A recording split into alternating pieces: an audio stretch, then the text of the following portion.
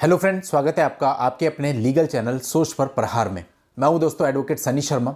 और फ्रेंड्स, आज की इस वीडियो में आपको जो मैं लीगल जानकारी देने वाला हूं ये बहुत इंपॉर्टेंट है और इस पर बहुत ज़्यादा जानकारी अभी अवेलेबल भी नहीं है, क्योंकि बहुत सारे लोगों के इससे संबंधित कुछ क्वेश्चंस बहुत समय से रेज हो रहे थे।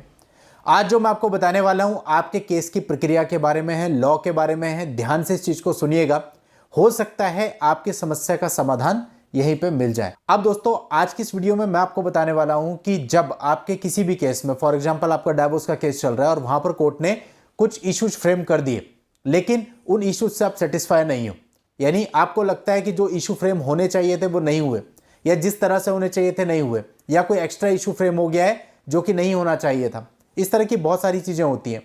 अब दोस्तों, जो मैं कह रहा हूं इससे पहले यह समझना बहुत जरूरी है कि इशू होते क्या है। तो दोस्तों, इस वीडियो में पूरी जानकारी मैं आपको इस बारे में देने वाला हूं। आप एंड तक वीडियो में बने रहिएगा, आपको बहुत कुछ सीखने समझने को मिलेगा।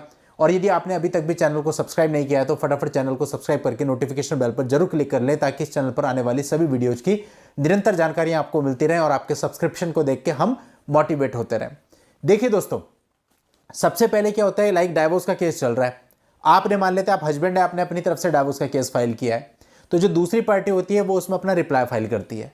और जब रिप्लाई फाइल हो जाता है, एविडेंस पे आने से पहले जो कोर्ट होती है उसको उस केस के इशू फ्रेम करने होते हैं। अभी इशू क्या होता है? अभी इशू का मतलब होता है कि कोर्ट कुछ ऐसे बिंदु निर्धारित करेगी जिन पर निर्णय लिया जाना है जजमेंट के टाइम पे, यानी उन्हीं का सॉल्यूशन हमें पूरे केस के विचारण यानी ट्रायल के दौरान ढूंढना है। फॉर एग्जाम्पल, आपने क्रूअल्टी और डेजर्शन के बेस पे डाइवोर्स का केस फाइल किया है। अब कोर्ट के वाद बिंदु किस प्रकार से हो सकते हैं? पहला बिंदु ये हो सकता है, क्या वह आपकी लीगल पत्नी, लीगल वाइफ है? सेकंड, ये हो सकता है कि क्या वह आपको बिना किसी कारण के छोड़ करके गई है? क्या आपकी पत्नी ने आप पर किसी प्रकार की क्रूरता की है? क्या आज तक आप अपनी पत्नी का भरण पोषण करते रहे हैं? क्या आपकी पत्नी स्वयं से कमाने में सक्षम है? ये लास्ट के दो क्वेश्चन एलिमनी के रिगार्डिंग वाद बिंदु बनाए जा सकते हैं। अब इसी तरह से दोस्तों, वाद बिंदु और भी हो सकते हैं, जहां पर डबल मैरिज होती है वहां उसके रिगार्डिंग भी वाद बिंदु हो सकते हैं।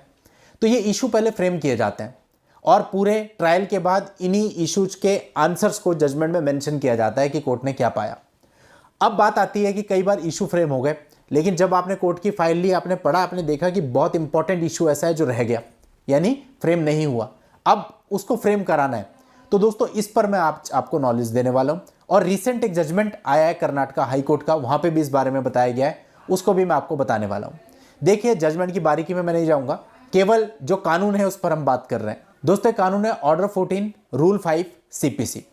ये जो कानून है इसके अंतर्गत ये बताया गया है, additional issue can be framed at any stage before passing degree, यानी कि डिग्री पास करने से पहले किसी भी समय माननीय न्यायालय जब उचित समझे एडिशनल इशू भी फ्रेम कर सकता है। मान लेते हैं इनिशियली 3 इशू बनाए तो 4 भी बना सकता है, अगर कोर्ट को ये फिट और प्रॉपर लगता है कि कुछ छूट गया है उसमें ऐड कर सकता है। इसके अलावा इसी कानून के अंतर्गत यह भी बताया गया है कि यदि किसी इशू के अंदर अमेंडमेंट करना है तो कोर्ट वो भी कर सकता है।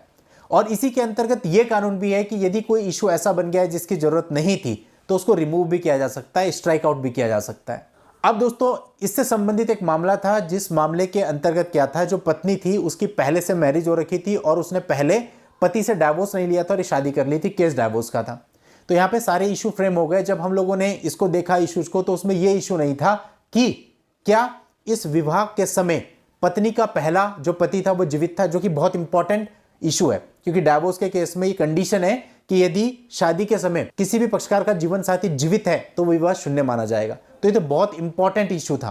तो ऐसे में फिर हमने कोर्ट को इसके लिए बोला, इस कानून के अंतर्गत एक प्रार्थना पत्र दिया कि भाई ये इशू इसमें ऐड होना चाहिए। तो वहां पर वो इशू ऐड हुआ था, क्योंकि बहुत इंपॉर्टेंट था लेकिन छूट गया था। इसी तरह से दोस्तों, और भी कई बार होता है, बाय मिस्टेक भी ऐसा हो जाता है। फॉर एग्जाम्पल, एक पार्टी ने डाइवोर्स केस फाइल किया, दूसरी पार्टी ने काउंटर क्लेम दे दिया, लेकिन कोर्ट ने काउंटर क्लेम पे इशू फ्रेम करते समय ध्यान नहीं किया, कोर्ट को लगा कि रिप्लाई है और काउंटर क्लेम से संबंधित इशू रह गए। तो दोस्तों, ऐसे में भी इशू को अमेंड करने की या फिर एडिशनल इशू फ्रेम करने की जरूरत पड़ती है।